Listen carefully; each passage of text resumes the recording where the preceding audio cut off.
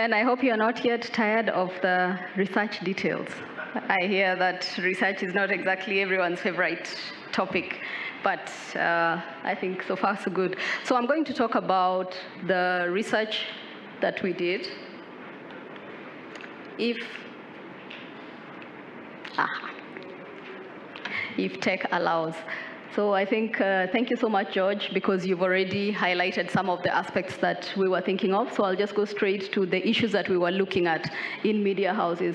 We were looking at the structure of the newsrooms, as well as the ownership and business models of the media in East Africa. What are the organizational capacities? What are they good at? What are they struggling with?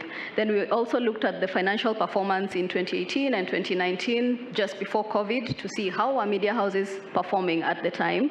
And then we also looked at what was the quality of the content, what was the innovation culture, that is, do media houses rate themselves as innovative, or do they feel that they're really struggling as far as innovation is concerned?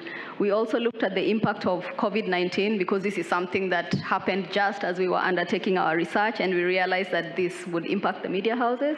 And we also looked at the journalism culture. So to give you a few definitions, we looked at financial sustainability and quality of journalism. That is what we carry as our definition of media viability. It's not enough for a media house to be financially sustainable. They also need to provide quality content. So that is what informed our thinking. And just to give a few facts and figures, and I believe some of you in the room probably answered this survey, we sent online surveys to journalists in Kenya, Uganda, Tanzania, to the senior executive in the media house, as well as journalists in the media house. And the responses that we got, you can see on the brown section, where we got several percentages from Kenya, Uganda, Tanzania. So for Uganda, 46% of media houses responded, for Kenya, 78%, and for Tanzania, 77%. And the number of people that we had responding was slightly above 1,000. We had 814 journalists and 273 media managers. So these voices are not just from 3, 4, 5 people. It's from at least almost about 1,000 people. And then the responses that we got, we boiled them down to the number of media houses that answered. So then we ended up with responses from 437 media houses, so almost 500. So the findings that I'm going to talk about come from almost 500 media houses across Kenya, Uganda, and Tanzania. And one of the surprises that we had was that in East Africa, the media houses are quite young. Apart from print, which is 11 years old and older, most of the media houses in East Africa are 10 years old and younger. So that tells us in the region, a lot of media houses are still coming up. And the question is, will these media houses survive, or will they go the startup way where a lot of startups fail in the first 5 years? This is a question that we are still asking ourselves. But the irony that we also found was that despite the young age of the media houses, they are still very much relying on traditional revenue sources, which George has also alluded to. For instance, for the digital native organizations, the ones which are purely online, if you look at the first row, that is their main source of revenue. For Kenya, they all use commercial advertising. Uganda, the same. Tanzania, the same.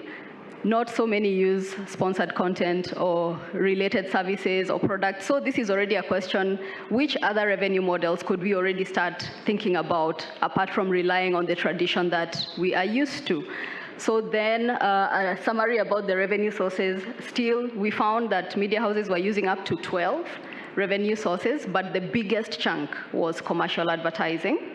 And when it comes to COVID-19, we found 2 sources that were most stabilizing for media houses: those that had subscription revenue and those that got direct funding from government seemed to weather COVID-19 better. So this is again a question, if there are crises, how do we sustain our media houses? Are we saying that we should go back to the government to fund them?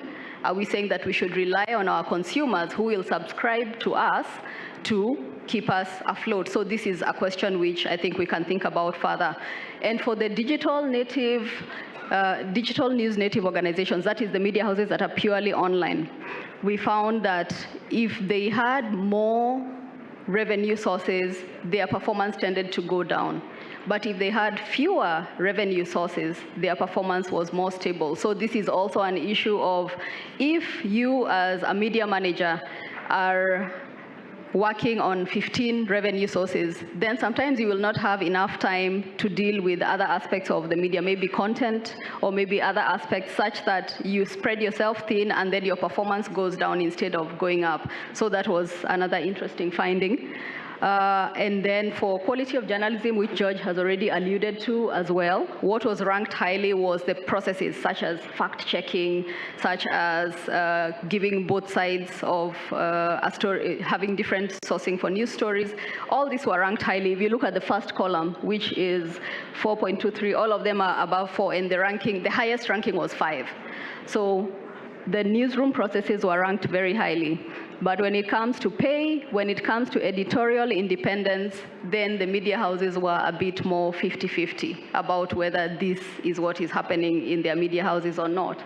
So, and then for the innovation culture, a quick one, for Kenya, the TV sector rated themselves as the most innovative, while for Uganda, it is print that rated themselves as the most innovative, followed by radio.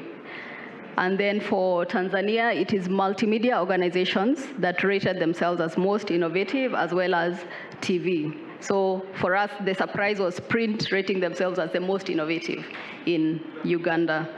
And then when it comes to likelihood of survival as news producers, that is, do the media organizations see themselves as producing news in the next 5 years? A big percentage, as you can see from the lower row, a big percentage all said that they think they will still be producing news in 5 years. And this is something that we need to keep in mind and ask ourselves, is that really the case? Will they still be producing news, or will they be more of general content producers? And on a more negative note, as far as intimidation and interference is concerned for journalistic independence, we asked if media houses had experienced any of the incidences that are listed there. Had journalists been arrested? Had they been attacked? Have they had to kill stories or publish stories, whether it's because of political pressure or because of business pressure? And Uganda recorded the highest incidences of attacks, of intimidation, of pressure, while Tanzania recorded the lowest incidences of attacks, intimidation, and pressure.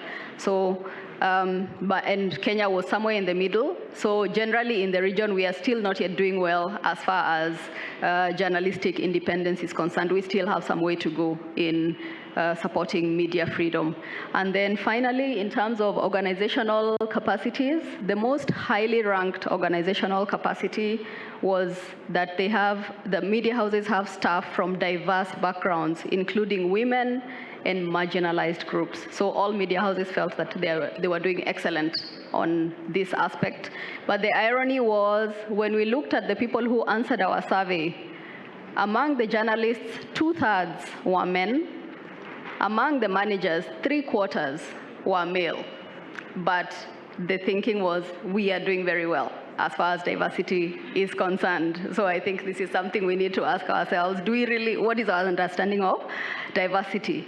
And then as far as audience research is concerned, many media organizations, specifically radio, said that this is an area they are still really struggling with, and as well as content monetization and new revenue sources, especially in the digital environment. This is an aspect that was laid out, that came out strongly as an area where the media houses feel they do not have the organizational capacity that they need to move forward. So that is just a snippet of the findings. What was key, it is a 74-page report, so I cannot lay out everything, but this is just a snippet of what we found most interesting. And so then I will now hand back over to Ben. If you would like to see the reports, we have them available in soft copy on our project website. And we also have produced a podcast about the report findings. So please feel free to log in and find out more. So I'll hand over to Ben for the next session. I'd like us to launch this report. So I'm going to ask our keynote speakers to come. So Robert, if you'd please come. Mr. Okello, if you'd please come. I'll ask Julia to please join us. Dr. Rose Kimani as well. I'll ask Amelia to come as well. And Professor George to represent AKU, please do come as well. Let's get a copy of this report and do a photo op. This will also work as our launch for this report, and then we'll go into our next part, which will be a panel discussion. Dr. Rose, I hope you'll be happy that there's at least 3 women represented here. So it was very interesting, some of the findings that you were talking about in this report. And again, I'm sure you'll probably get a copy. It's one worth delving into and dissecting a bit, because it's got some very interesting insights. Okay, here's Dr. Rose. See, it's not as bad as the 20% in the report. Yeah, the representation of women here in terms of diversity is at least, I think, 35 or 40%. So we're making good progress, right? For the cameraman, can you please make sure? Okay, so we're looking to the camera at the front. Best smiles on.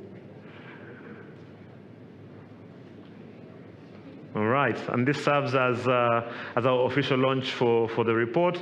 I think Caleb had mentioned we have a QR code in case someone wants to get a soft copy. We'll put that up on the screen at some point so you can be able to use your phones and download that. And once again, a big thank you to our speakers and panel. And yeah, we are done. So we have launched officially. No confetti. Our confetti is digital.